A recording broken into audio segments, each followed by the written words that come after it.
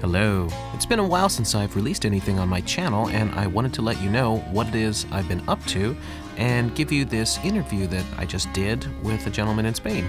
I have been guesting every week for months now on the Crrow777 podcast. We've been covering a whole lot of really interesting topics, and just go to his YouTube channel, youtube.com/Crrow777, or go to his actual radio page, Crrow777radio.com, if you'd like to hear what it is that we've been doing. A lot of interesting topics, a lot of cool stuff.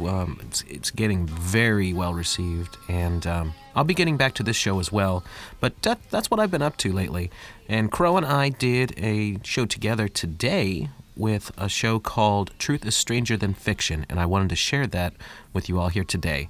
I'll be doing more shows for Secrets of Saturn coming up soon as well, and if you want to hear more of what we are all about, just check out the Crrow podcast.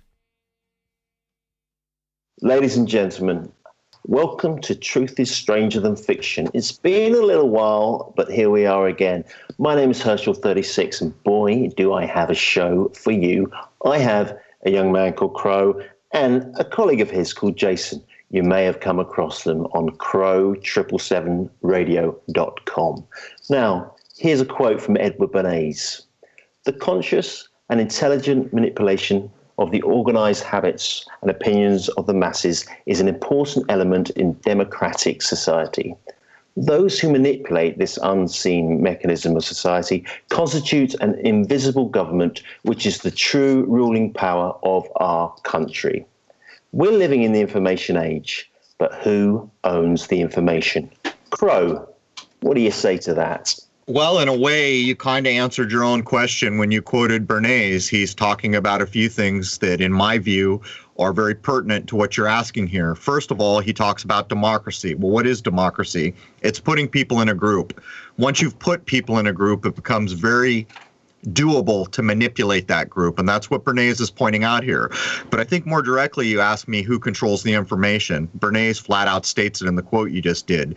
There are a group of men that form a hidden government who understand the psychology of human beings, and it's a bit like the hidden hand. So while we can understand who controls the information, we can't understand exactly who controls the information. We like to hate on people like the royal families. We like to hate on the New World Order. We like to hate on the Rockefellers. But you see, these are not the hidden hand. These are the people that we see. These are the institutions that we see. Clearly, there is a group above that, which we probably don't even know their family names, if I had to venture a guess, and that is a guess. And these are the people who have to do with places like Tavistock or other institutions who have made a science out of manipulating the minds of the world. That is who controls the information.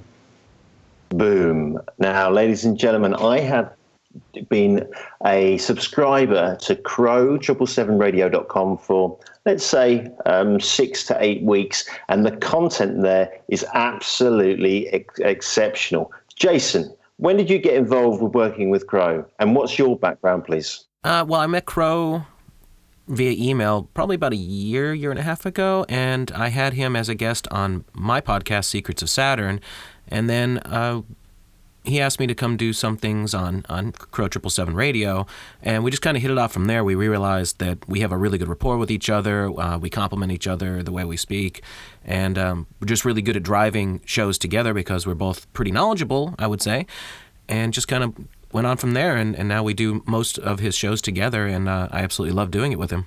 What's your understanding of the information age that we find ourselves in, Jason? Well, that was a very interesting quote by Bernays, to be honest with you. I think that's kind of like a crack in the door to see what's really going on. He's almost acting as a public figure of the powers that be behind the scenes, as Crrow was saying, because he blatantly says that, a small amount of people manipulate the vast majority of people, and a good example of this is, why do we in the Western world have bacon and eggs for breakfast? Well, because Bernays wanted it that way. They were throwing bacon away, and now we don't. Now they sell it for a very tidy profit. And that's actually a very good point, because the average person who has never thought about something as mundane as what we eat for breakfast, bacon and eggs, go look at the ingredients in bacon. You'll find that it's mostly, bad things, and it's got nitrates, and it's got things that are not food. And it's not just about who controls the information at this point, who controls the food supply. who controls the water supply. All over the world, they are putting fluoride in water. All over the world, they're corporatizing the food supply. So it's one thing to come along and enslave the psyche of large groups of people. It's another thing to be hitting them from the other end in the nutrition that's going into their bodies. It's almost like there is a full frontal assault on trying to take a world population and make them a subclass of what human beings should be, if you think about it. Oh, that's exactly what's going on. Interestingly enough, right, I found myself in Singapore and Malaysia, and I was thinking about you guys, actually, because I was checking out the sky for any chemtrailing, and there was no chemtrails taking place when I was there. I was only there for 10 days, so a couple of days in Singapore, over to Kuching, back to Singapore, and back to London. However, the population, the men, they're so feminine. They're incredibly feminine, and I was surprised how gently spoken they were. They were so timid. You know, they were a different race of being. And because when I go back to London, the chemtrails, there's maybe 20 planes all day long, bang, bang, bang, bang. And when I'm in Spain, there's 5 planes, I estimate. So we're basically getting a chemical attack and an information overload from all sources at the moment. What's going on, Jason? Well, it depends upon which aspect you're going at there. Chemtrailing is, there's definitely a geoengineering program going on all over the world. And I don't know if it's hitting every single country, as you just stated. Perhaps it's not in every single country, but anywhere with large populations, it's usually in major cities. For instance, I went on a trip about a year and a half ago across the country, and I didn't really see anything out in the middle of nowhere, Texas. Once you get out of Austin and start driving west, there's like a day's drive where there's nothing. A gas station every God knows how many miles. I didn't see any chemtrails. However, when I was in Austin and Houston, and then getting up to El Paso, yeah, I saw lots of chemtrails. So I'd say this is absolutely a very deliberate thing that they're doing, and we have a general idea of what's in the chemtrails. And the problem is we don't know everything that's in the chemtrails, so goodness only knows what they're really hitting us with. My suspicion has always been either a binary or more weapon that targets us on multiple levels, that it's not just what's in the chemtrails, it's what's in the chemtrails and interacting with goodness knows what else we're getting hit with in the GMO food, in the water, as Crow was saying. We're being targeted on multiple levels. Go walk in any grocery store in the United States or a Walmart or anything like that, and they're slamming the idea of getting your shots.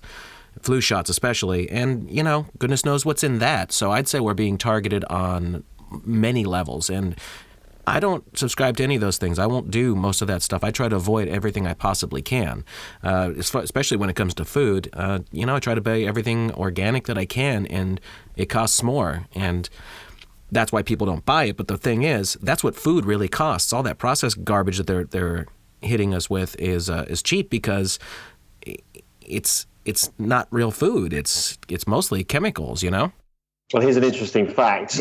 When I went to London recently, because I've been living there for a few months, if I go and buy a bag of bananas, let's say, I buy the bananas from Tesco's and I leave them in my kitchen, in my flat in London, and I wait 5 days before eating those bananas, whilst in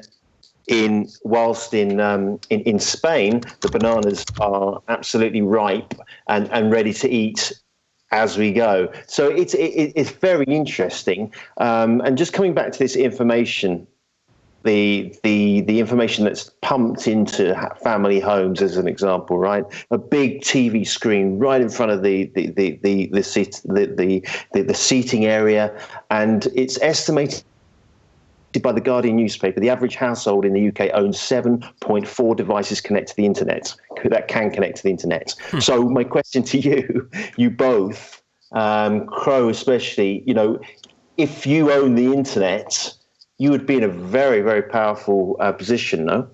Yeah, but I think in a way the way you phrase that question might miss the bullseye slightly. It's really not, it is about who owns things like Google. Clearly they own a big part of the information systems. But you see, that's not really per se the main concern here. It is a big concern, don't get me wrong. The main concern is who is programming. All these big places that own the information systems, but you see, they're all in sync. In the same way, we can see an announcement come out of NASA on a Monday that, oh, guess what, guys? There's water on Mars. Nonsense. And then on that Friday, the Matt Damon movie comes out where he goes to Mars. It's full spectrum programming. And what this allows us to understand is that the movies coming out of Hollywood, the television shows, the commercials, the car companies, the corporate food providers, all these guys are using a play sheet of some sort coming from somewhere. And I think that is really the overarching question that Bernays began to hint at, about an unseen hidden government of a very few people controlling it all. It's that we're getting hit full spectrum, and there's no portion of full spectrum that gets left out here. It's what you eat, it's what you drink, it's what you see, it's what you learn, it's what you watch, it's the job that you go to, for crying out loud. All of these things. And not too long ago, Jason and I did a show about full spectrum program where I posited the idea that all of Western culture was built on the back of full spectrum program, to even include things like marriage, how marriage happens between a man and a woman, what that relationship looks like in the household. This was all programmed into us through information sources, through movies, through our local governments convincing us all that we need to go ask permission and get a license to get married. And by the way, you need to have this guy from the church. A priest needs to come officiate. Even the people who may be agnostic or atheist, or, a lot of these people are getting a priest. And so what we see is, yeah, it sucks that places like Google have control of so much of the infrastructure that brings us all. But the real problem is the programming that's coming down the pipes, and it's coming down all the damn pipes. Yeah, it's really interesting. I popped open the BBC website only the other morning, and the opening headline was about North Korea and how they were very close to having an active nuclear bomb. And underneath that, this quite disturbing image of the Korean army showing full force. And it was a very aggressive statement. Of course, nuclear war is one of the great fears on this planet, of course. But underneath that, directly underneath that, and of course, in England, we're big football fans, soccer fans. And they had that Harry Kane, who's the English striker. It stated that Harry Kane was fit to play football on Saturday. So on one hand, they were talking about nuclear war. On the other hand, they were talking about the game on Saturday. And these things went hand in hand. And I kind of chuckled to myself, because I think there's more reality in Harry Kane scoring a goal on Saturday than the North Koreans having a nuclear bomb and releasing it on this planet, in my opinion. Any comment to that? Let me grab this, Jason. There are no nukes. It's nonsense. It's fear porn. It's been used for a long time to scare the hell out of a lot of people, even back to my childhood, when kids in school were being taught to hide, duck, and cover under their desks because the world could end tomorrow because of these supposed nukes. It's nonsense. Recently, I was watching The Jungle Surfer, who I always follow. So many people can't accept what he is saying because they don't understand. But he was covering another channel, I think it's called Hoax, who actually identified who Madame Curie is.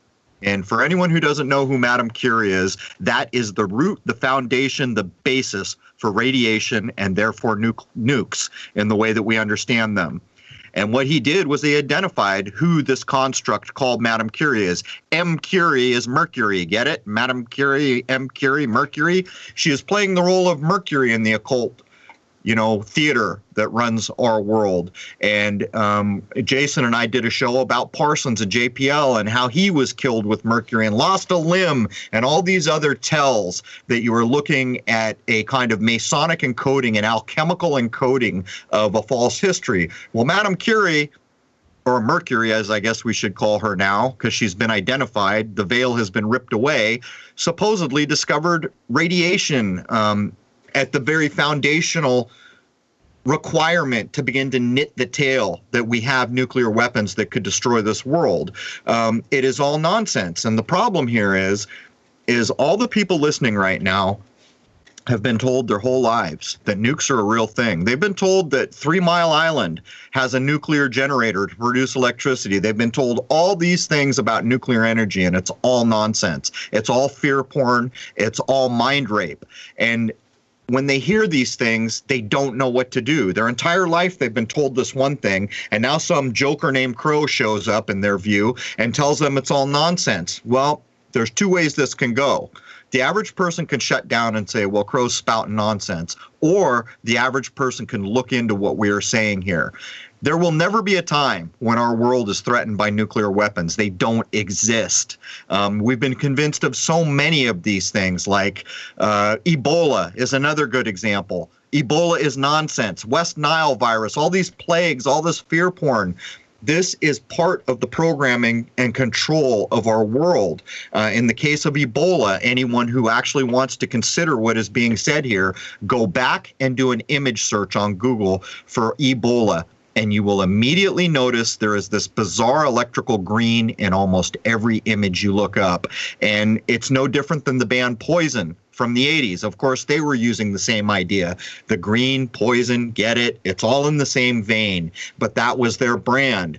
When you begin to wake up from this dream, you begin to understand the fingerprints that are out there. You begin to question instead of accepting what you've been told your whole life. So I'm here to tell you, if you have the ears to hear me, that nukes are nonsense, and that the very person who foundationally discovered radiation or plutonium or whatever it was from Madame Curie or Mercury is proven out. The foundations for this are nonsensical fraud and just more kind of alchemical Masonic encoding that is no longer hidden from us. So there it is. For whatever it's worth, people can look into this, or I suppose they could shut down and go with what they've been told their whole life. And I know that was kind of a spiel, but there it is, out on the table. Do what you will with what's been laid down. Well, here's the thing, too, though. It's not just nuclear weapons. It's everything. As Crrow and I have discovered, every single thing that we've looked at, we find this huge layer of deception. You know, every single major thing that's gone on in history, and maybe even Western history itself,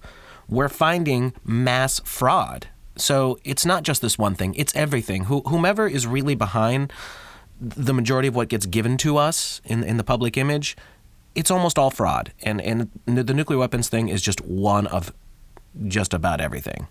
Let's put this into context for people. You know, it's almost like we've been taught to be infants, diaper-wearing, crawling on all four infants. What does a very young child do? They take information that is told to them from an adult. That's basically what society has been taught to do. Guess what? There's dinosaurs. Guess what? There's nukes. Guess what? There's these plagues that are going to kill you. Guess what? There's a war going on or going to be in Korea or with Russia or some other place. The adults of this world don't accept what's been told them. They go out and challenge it. That's what an adult does. You see, an adult is going to be in a position to provide information to younger human beings, the children. You know, so what kind of people are we going to be here? Are we going to be diaper-wearing babies where anything the news spews at us, or some authoritarian figure, or some doctor that's going to tell me I need to be inoculated with God knows what? Am I going to be the child that accepts that stuff? Or am I going to be the adult that says, wait a minute, why do I need that inoculation? Why should I believe in nuclear weapons? I'm going to challenge this stuff. I'm going to try to prove out one way or the other whether these things are worth accepting and worth believing in. And I'm sorry for stepping on you, David, but the picture needs to be drawn here for people because it is late in the game, and the vast majority of us, unfortunately, and I'm not discluding myself, are basically finding ourselves in diapers. And that means that there are adults in this world that can deal with this en masse very easily because adults have no problem dealing with babies. Let me play devil's advocate slightly, okay? So Marie Curie, she won the Nobel Peace Prize, I do believe, as an example. But then again, so did Barack Obama, and what's Barack ever done for anyone? But this brings me back to the BBC website, okay? When I grew up in England as a small child, 9 o'clock in the evening, me, my 4 brothers, and my 2 parents would sit down and we'd watch the news. Every single night, like clockwork, it was a staple diet. That's how we found out what was going on. What you guys are trying to illuminate towards is that the BBC and other networks around the world, in fact, all the networks around the world, are actually manufacturing content based on fear, and generally it's full of lies. Is that correct? Let's draw another picture. Jason and I did a show on this recently. I can demonstrate that basically one overarching organization owns all information sources, to include music, movies, anything you want to talk about, even things like Al Jazeera. It is all controlled by one group of, I guess, men. Maybe there's women. Who knows? We don't know their names. We know some of their names. In the 1990s, there were the big five or big six corporations that owned it all. We marched it all the way back. Do you remember the date, Jason? Was it 2013? I think so. Yeah. Yeah, I think it was 2013 when we got to the big two, this big two corporations that owned it all. And we're headed for the big one, but that matters not, because every person that sits on the board of the big two belong to overarching groups like the Trilateral Commission, like the Club of Rome. So there it is. One group of human beings that are in these elite top-level organizations are sitting on the board of directors of the last two big corporations that own it all. So what does this mean? Who does a corporation serve? Well, a corporation does not serve a customer, contrary to popular belief. A corporation serves two entities: its board of directors and its shareholders.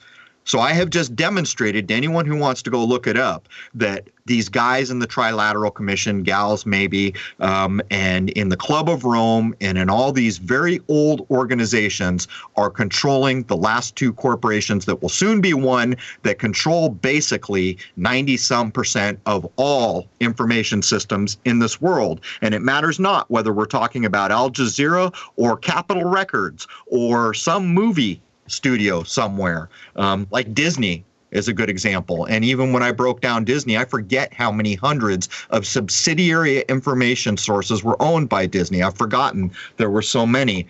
But when you opened up there, here's the problem. Why should we believe anything we're told by authority, by so-called authority? We know what governments do. We're all grown-ups here. Is there anybody listening to this that says, yep, I trust my government wherever I may live in the world implicitly, and they have my permission to do whatever they want with my life? Is there anyone out there who will say that? If there is not very many people out there who will say that, you should begin to understand that when your television says something to you, it is lying. When you watch a movie, you are being programmed. When you listen to music, we did the whole genesis of rock and roll music show, Jason and I together, all these things. So it comes back to what we were just saying. Are you going to be a baby and let the adults in the room tell you what to think and believe? Or are you going to be an adult and challenge these things? It's really that simple.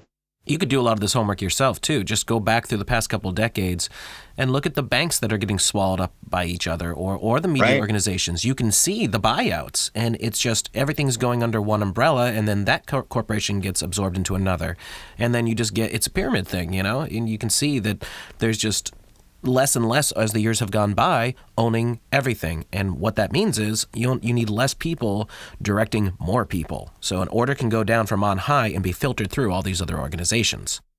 Every time you see two large corporations merging, what you are looking at is the consolidation of power, period. Well, it's pretty daunting, isn't it? It's pretty scary, because the question is, what can we do? And you guys have very clearly illustrated that the symbolism behind all this activity leads us back to things like 9/11, leads us back to ISIS, which leads us back to the military-industrial complex. And it's overwhelming for a normal Joe like me to take this all in. Well, you see, it's a good thing you asked that question. Let's back off the dark side of the universe here. Jason and I took a break a show ago to kind of just talk about Eastern mindsets versus Western, to let people mellow out, recover from all the things we've been talking about. What can the average person do? Let's talk about that for a minute, because every average person can do a positive thing to counteract what's being done here.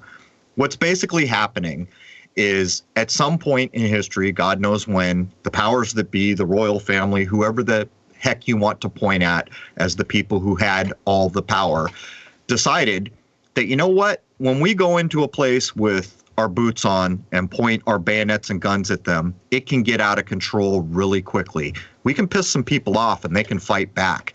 And we don't want a situation where things get out of control very quickly. What we want is a controllable situation. So what happened is things like the supposed fall of the British Empire. Nonsense. The British never lost an iota of the control they ever had. And while the world saw the British Empire crumbling, what was going on is, like in India, as an example, people were being put in governmental positions that were basically puppets of the old regime.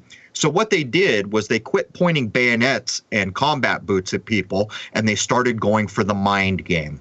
They realized that if they manipulated the mindsets, the psyche of a vast population across this world, that was predictable and it didn't get out of hand. And that's what they don't want.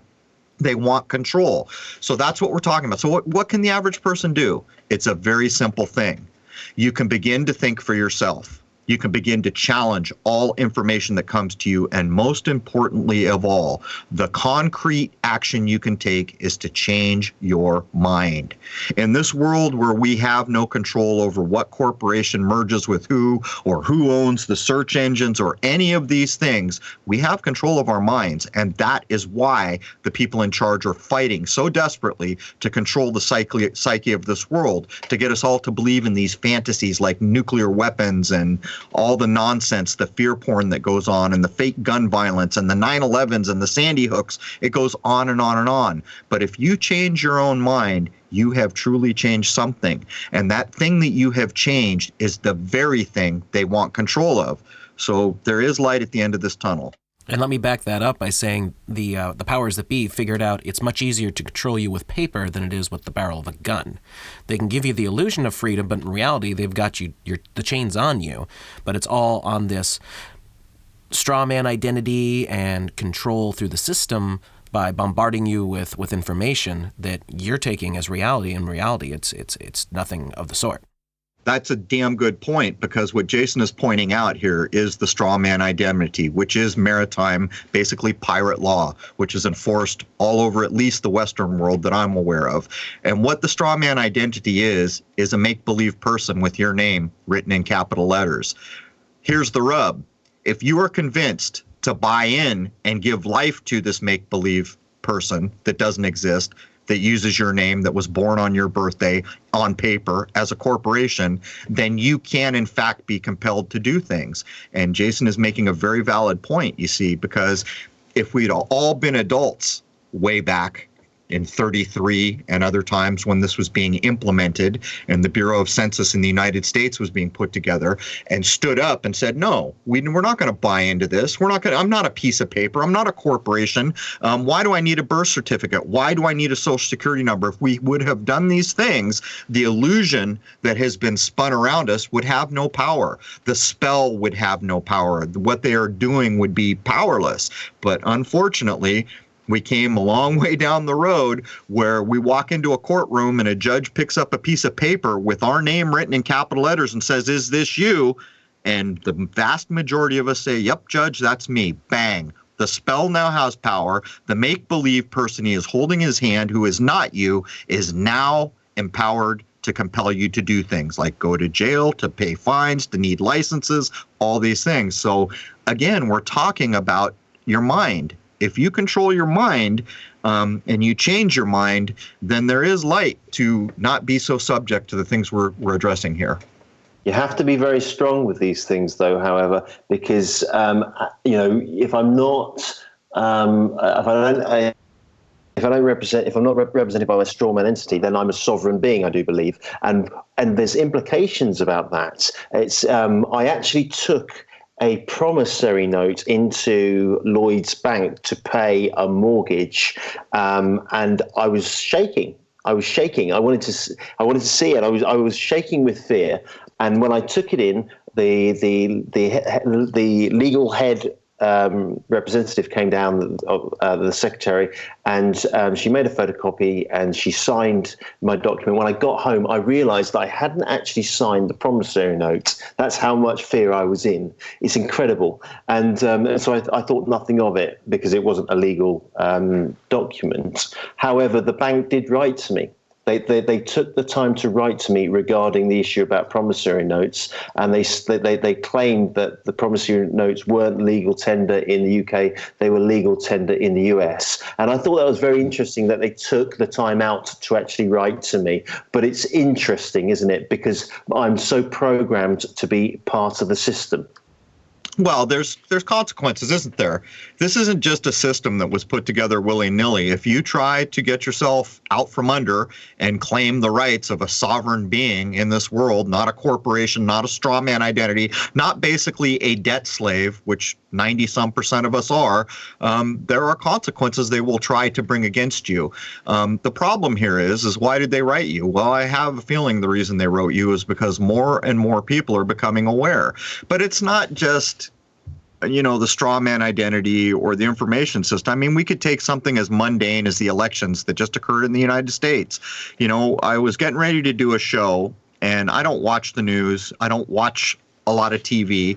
But what I noticed was people all around me in my community up in arms. Damn it, that bad man Trump was elected, and who the heck is Hillary, that witch? Why should she? Just all these people up in arms. So I took the time to point something out, and what I found kind of stunned me. I told people that in the United States, when you show up to vote, your vote amounts to bupkis. It has no part in seating a president, and it never has. What seats a president in the United States is the Electoral College. The electoral votes is what seats a president.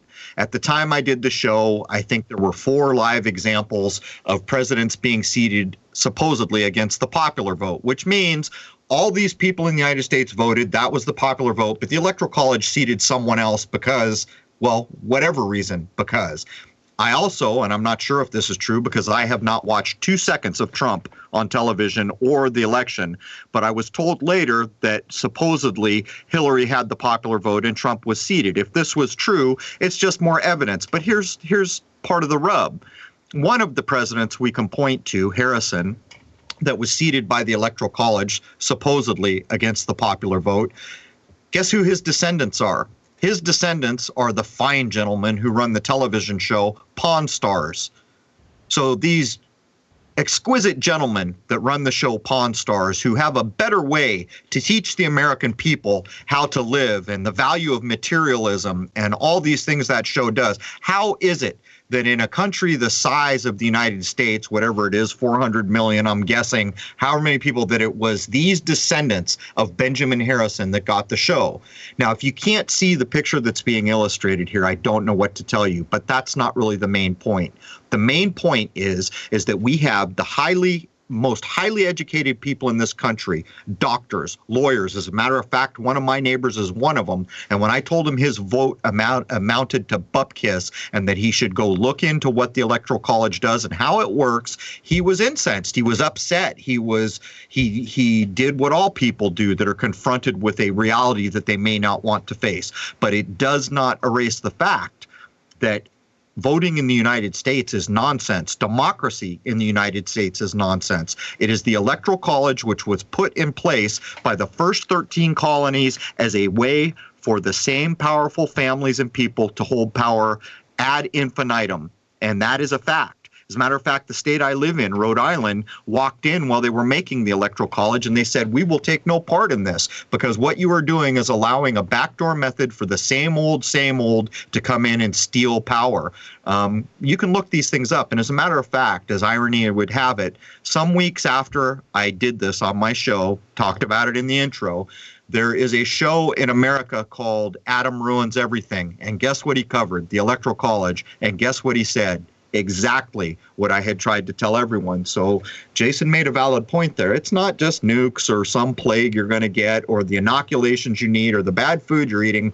It's really pretty much full spectrum. What blows my mind about this is that's something you learn about in high school civics class. I remember that since I was a kid. I've known that forever, long before I became into, the kind of person I am now, researching all these heavy-duty topics. I knew that the Electoral College was a thing, and that there's the popular vote, and then there's the Electoral College vote. And it goes all the way back to the good example is Truman and Dewey. Dewey won the popular vote, if I remember correctly, and Truman got in.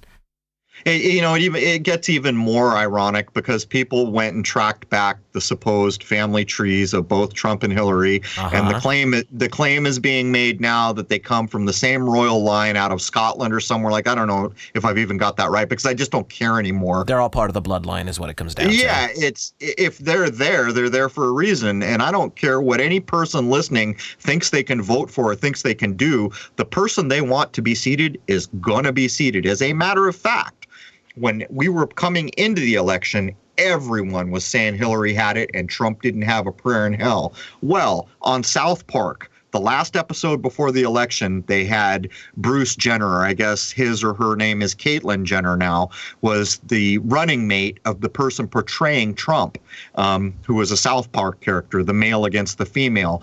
And the last line of that episode was, "This election's going to be a hell of a thing. You better buckle up, buckaroos." So it's not even like they're pulling it out of a hat. They're pulling from a script. They're going to seat who they're going to seat. And until the population around us wakes up and decides to be grown-up adults and to start to challenge things and look at what they can know. You can know how the Electoral College works, and if you do know how the Electoral College works, you will never get up to vote again. And you will probably never watch cable news again because you will understand what they are doing. These are pretty simple things, but the programming is so intense that what we actually see is people getting upset and wanting to stick with the cage they've been put in because they know how to exist in that cage. Are you guys aware that Theresa May, the UK Prime Minister, has announced a snap election on June the 8th? Has that hit your shores yet? If it had, I would miss it because I don't watch the news, but I'm not even sure what that means, I guess, to be honest. Well, I think it means that out of the blue, she's called a general election. So we're going to have a general election, and you know that we are also going through this Brexit thing. Mm-hmm. And it's the fear in businesses from London in small medium enterprises is incredible, and it's been manipulated, I'm sure, absolutely manipulated from start to finish. It must be. Do you think the British Prime Minister has any power at all, decision-making power? I mean, come on. Look at the United States. Any person listening to this would probably assume that the United States government is one of the most powerful entities on the planet.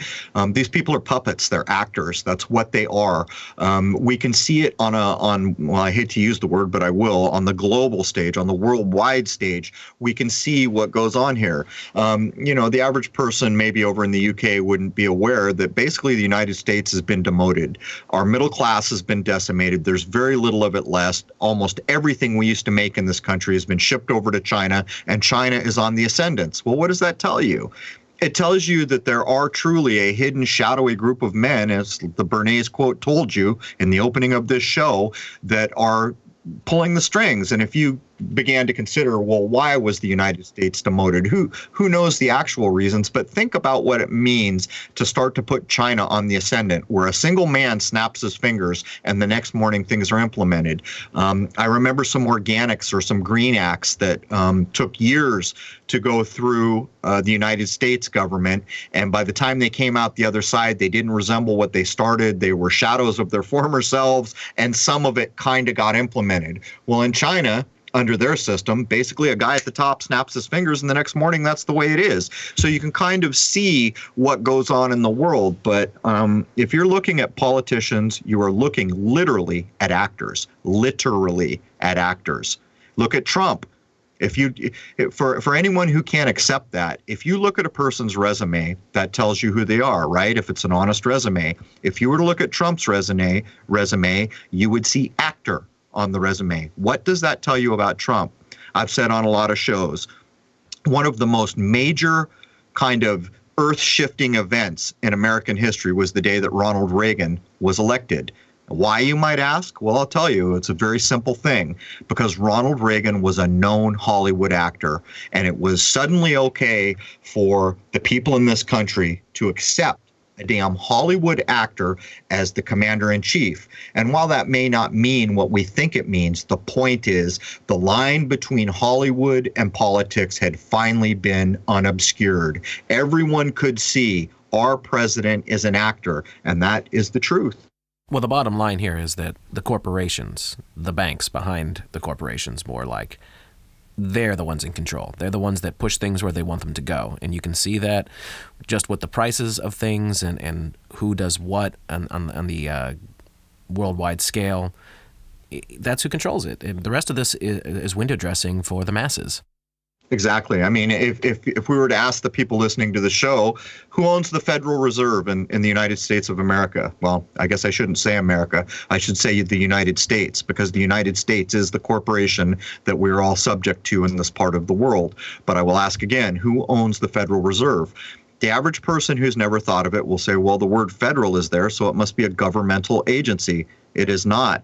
It is owned by private families. It was set up as a central banking system. They make money out of thin air, and then they loan it immediately at interest. So, this brings up other talk. It's like so many people in the United States listen to Fox News and CNN, and they fight endlessly about debt, which is ludicrous, which is completely infantile. This system is built on debt. Not only is it built on debt, it will require that more debt is accrued every year just to function.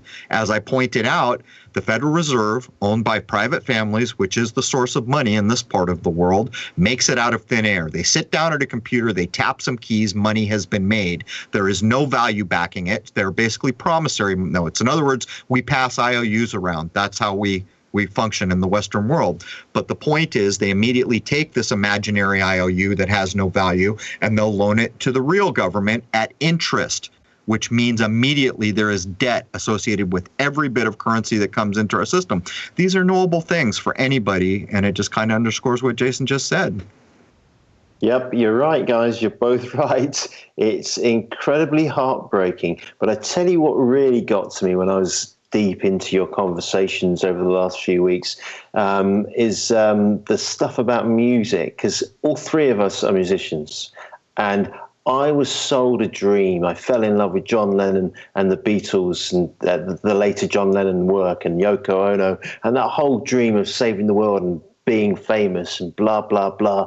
And it took me a long time to get out of that bubble. And it was very painful, actually. Yes. And realizing that is a whole load of BS was very difficult. And I'm starting to come back to a place where I'm looking at music, and I started to play the ukulele, and it's a beautiful instrument, and just for playing music, right? But you have destroyed my understanding of music, Jason. Man, the music thing is heartbreaking. It's when I started realizing just how much of it was controlled. I'm a huge fan of the 60s and 70s, and when I found the Laurel Canyon information a few years ago, that was the one that really did it in. It's just like, oh my God, like this whole movement that I thought was so cool and so interesting and so bucking the system. Turns out that, all these people had government ties, all their family members and everything, and it's all just, it's hooey, it's all controlled. It was just to take society in the direction that they wanted to take it. Yeah, there's no doubt. It was a psychological operation, the whole thing. But you see, this demonstrates what we were talking about earlier about full spectrum programming. It's not just what you get from the news, the music you grew up with. It's right there in the music, shaping our culture. What's that song from the 80s? Go ahead, try to catch the deluge in a paper cup. It is. It's heartbreaking. I used to think at one point in my life, Jimmy Page was the greatest, man. He was the apex. If how would it be to live a life of a guitar god like Jimmy Page? You want to know something? I can't even really listen to Zeppelin anymore. I'll tell you another thing. The Doors comes on, I just get a sick feeling in my stomach. It's not the same to me anymore. But you see, after a while, you begin to come to terms with the heartbreak that is for people who were at one time so invested in music as a means of escape and enjoyment. You begin to get beyond it and you start to get back to your life, but something has changed. You now understand what it was about. And in some ways that kind of releases you a bit from the vice that you were put in. Do you guys still play personally? I assume you do, Jason. Oh yeah, I write music all the time. I'm writing and recording stuff as we speak, really. That's funny. I played a lot less over the last few years than I did, but recently my wife has been saying you got to start picking up your guitar more, which is fine. I do things on my own terms. Like when I pick up my guitar now, I tune it to 432, not 440, because I understand that the 440 is not only encoding death's doors, but it's not helpful frequency for the human body. It's just made to elevate excitement and do negative things. So I tune it back to 432 as a conscious effort on my part to say I'm making this music on my own terms. I'm doing it for enjoyment and hopefully for the enjoyment of others. And yeah, you get back on the road that way. It's you do what you can. Absolutely. I did an album that I recorded all at 432 as well, and that's all I use. Yeah, and after listening to you guys, I'm now moving towards 432 as well. I'm going to give it a go, but I haven't got there yet. But I will do as soon as I get settled. And of course, it brings me back to this question about Hollywood, right? Well, not back, but to a question about Hollywood and the spellcraft associated with Hollywood. That there is a meaning behind the word, isn't there? Hollywood, yeah, it was, Hollywood was the wood used supposedly by the Druid priests. That's what they made their wands out of. And they are, they're the caster of spells. They're the maker of dreams. They created all of Western culture. The reason I'm probably sitting here wearing blue jeans right now is because Hollywood put it in movies, I'm sure. It's also what Harry Potter's wand is made out of in the books. There you go. I don't know where you get a phoenix feather, but if we could be just like Harry Potter. Yeah, indeed. What's the future looking for? What's the future in the US looking like for the next 6 to 12 months? Are you looking at a recovery financially, or are things tough? What do you think? It appears that the U.S. has been demoted, but I no longer make predictions because the truth is you really never have a good way to know which way things are going to go. The truth is that I have lived since the 60s. And when I look at what's happened to this country in that time, it's pretty clear we're never going back to a time when the world is going to look at this country and admire it and think all these things that it used to. But you see, we're entering a new era. I can't tell you whether ages are a real thing. We've talked about that, but we are entering a new era, and it is late in the game. We're at the cusp of some very big worldwide shifts. There are a lot of us who have woken up to the nonsense. There are a lot of us who are prepared to try to take off our diapers and stand on 2 feet and act like adults and try to put some sanity back into what's come of, well, particularly the country I live in, the United States. These are not going to be easy things, and it's too early for me to even fashion a guess. But I'll tell you what, it does look like the cards are heavily stacked against us. I suppose that doesn't ensure that, all is lost. And when you really begin to break it down logically, the truth is I own my mind, and no one can take it from me, at least not yet. I don't know if there's technology around the corner that'll make that an untrue statement, but for right now, I own my mind. So the way I look at it is, no matter how bad things get here, or whether the money markets crash, or the rest of the middle class is taken away and we're all basically poor, I own my mind. And whatever happens between now and the day I die, I will value that I own my mind, and I will do what I can with my mind. Well, David, you opened up this conversation on the information age, and I would suggest that the internet proliferating the way it has is a very big double-edged sword.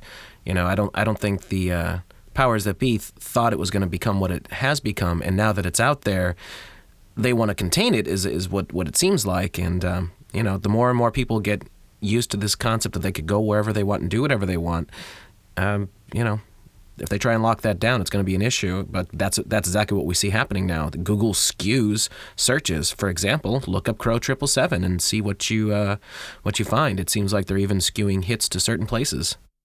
Well, that's very true, because I found both of you guys on YouTube, and of course YouTube's owned by Google. Google's founded by Larry Page and Sergey Brin, both Jewish, of course.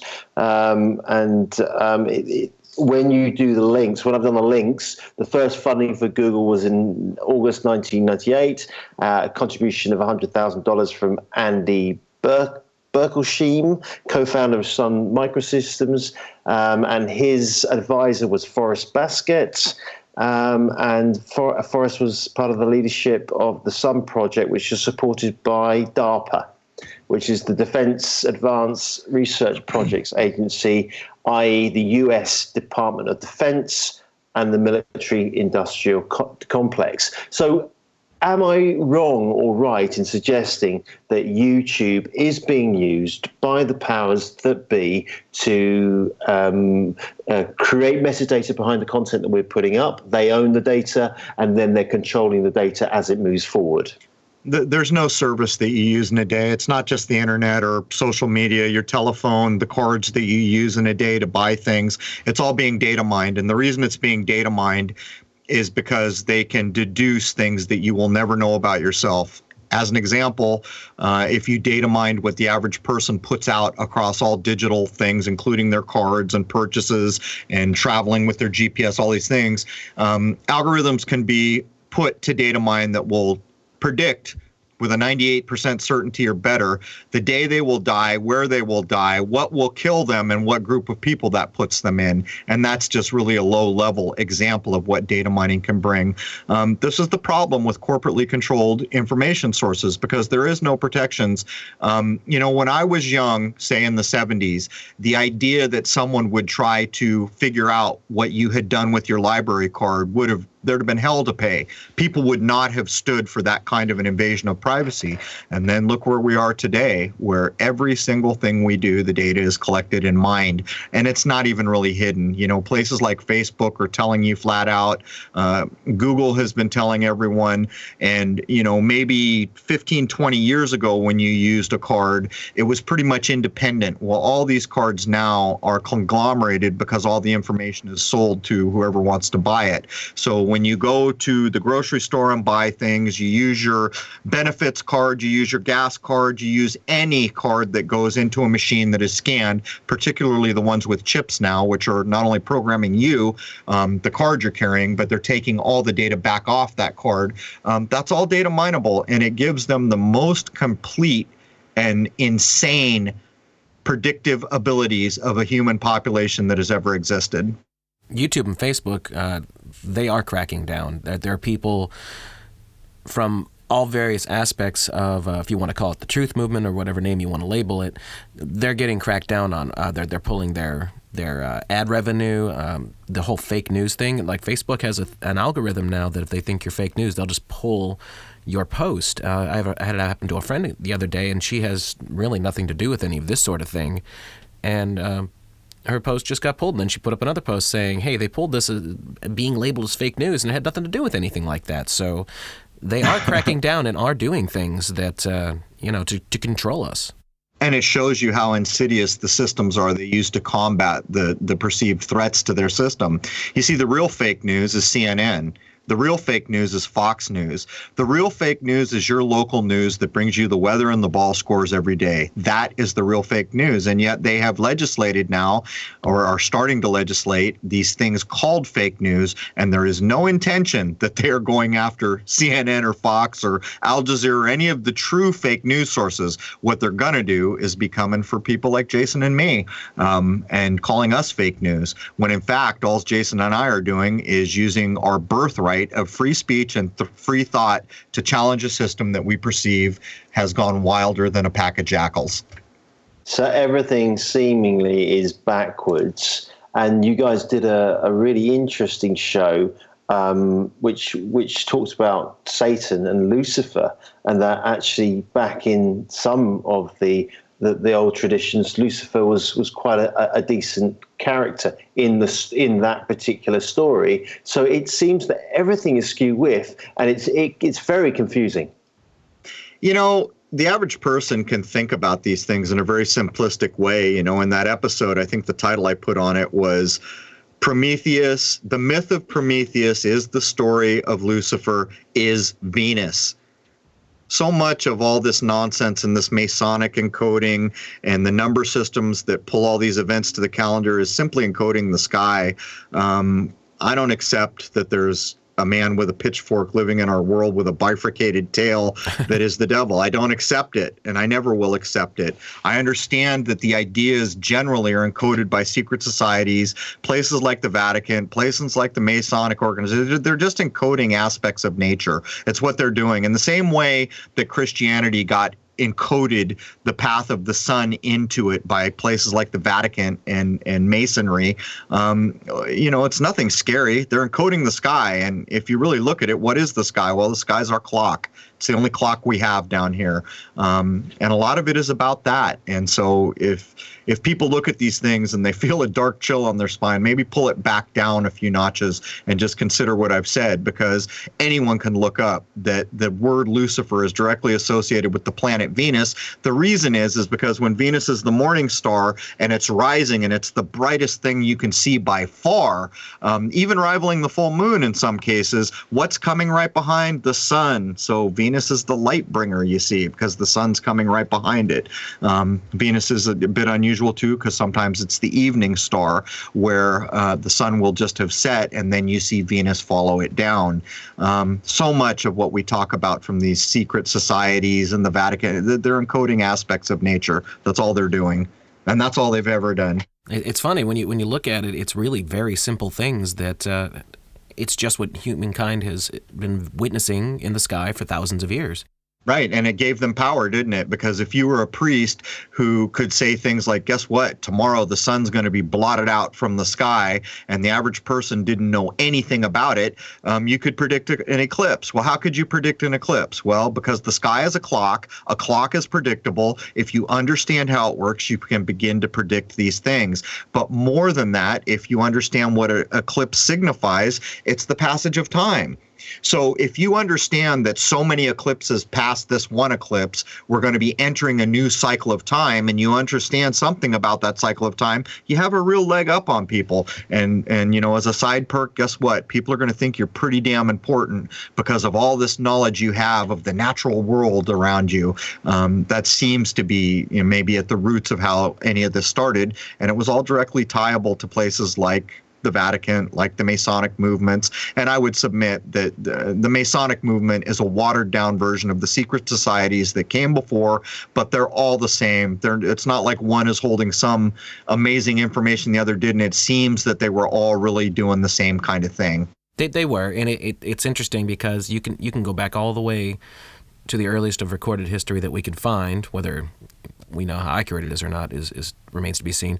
But no matter what, religion and government has always been intertwined and is all the way to today, no matter how much they've dressed it up or give you window dressing to say that you have leaders. You don't. You have a priest class behind it all that's been directing things for goodness knows how long. Right. I mean, even when we walk into a courtroom today, we're looking at a judge wearing a Saturnian black dress, aren't we? There's no getting away from it. And, Jason and I covered recently, we demonstrated, I think it was in episode 23 at Crrow777 Radio, where we demonstrated that the Vatican in cahoots with secret societies, however that goes, had encoded the path of the sun into all Christianity that came through the Vatican. But what people aren't aware is you can pretty much demonstrate that Saturn was encoded into the Jewish faith and movement and also into the Vatican, and the idea that Venus was encoded into Islam. This has been going on for a long time, but for people to be afraid of it is maybe the wrong way to think about it, because truly, it's basically aspects of nature. It's how this, it's how the cycle of times have been marked. It's how time has been tracked down here. It's how, even in times before maybe we had wristwatches, it told people, okay, it's time to plant. We're at the spring equinox. It's time to harvest. We're at the fall equinox. There were important things to know, because if they wanted to eat, they had to understand these things. But the priest class really took it a bit further, and they understand quite a bit about how the cycle works. Well, it's very interesting stuff, guys, because obviously last weekend in the Western world, we just finished celebrating the resurrection of Christ, which is generally, Easter's held between the 21st of March and 25th of April. But on the first Sunday after the first full moon, following the northern spring equinox. It's fascinating stuff. And I've just downloaded the episode 52 from Crrow777radio.com. Do you guys just want to give the audience an overview of that particular show, because it's a bit of a monster? Go ahead, Jason. There was so much that we covered. I'll let you take a whack at it. Yeah, it kind of tied into the Space Fraud series that we did, showing that there's nothing but weird characters and total occult beginnings behind NASA and the Jet Propulsion Laboratory. And we demonstrated how the very beginnings of all this were people involved with Aleister Crowley and people who are just huge shysters and con men and all that. And we don't know what the reality is behind these people, but what we know in the mainstream is that it started with people who are just into twisted debauchery, weird sex, just all those kinds of things. And out of this supposedly came our space programs and all that. And it's just, you can look these things up for yourself. Don't believe us. Do your own homework, as I always like to say. And you'll find out that all is not as it seems. And that's what we keep finding over and over and over again. Right. Let's give them we'll tip our hat. Let's give them an example from the episode. Most people are aware of a man called Wernher von Braun, who worked with Walt Disney, by the way. Previous to Walt Disney employment, he was said to be a Nazi, which was brought in this country because he was a genius at building rockets. We were further told that Wernher von Braun single-handedly, pretty much, designed the rockets even up to the ones we have today, which haven't changed much since this genius, Wernher von Braun, designed these rockets. I would invite everyone listening to go to your Google image search and look up the headstone for Wernher von Braun. I'm talking about his gravestone, his cemetery marker. On that marker, you will find his name, his birth date, his death date, and a biblical scripture. That biblical scripture from a man who brought us the rockets that supposedly take us from space is Psalm 19:1, which of course encodes 9/11. But to be specific, what that verse talks about, and you may have to look up a few versions because some of the translations in certain versions do not mention the firmament, they just call it the sky. But if you use things like King James or maybe the NIV or some of the other ones that are a little closer to the original translations, you will find the word firmament. What Wernher von Braun left us on his tombstone was not only the encoding of 9/11, but that he wanted to point out God's handiwork from Psalm 19:1 is the firmament. So, I mean, we can ask the question, do rockets go through the firmament? Does the firmament stop rockets? What are you trying to tell us there, Wernher? Why were you making rockets telling us that we were going to space? And then on your headstone, you point out that God's handiwork is the firmament, you see. So that's just a taste of some of the nonsense that we cover in the show with regard to whether or not JPL and NASA have ever told us the truth about anything. Well, whilst you're saying that, I looked up Wernher von Braun, and he lived between 1912 to 1977 on his tombstone, and it does say Psalms 19:1, which of course could be turned around to 9/11. And of course, when I went into Google a little bit further and looked at the Psalm 19:11, of course, it stated exactly what you just said, which is pretty incredible, really, if you think about it. It's all a shell game, man. It's all a shell game.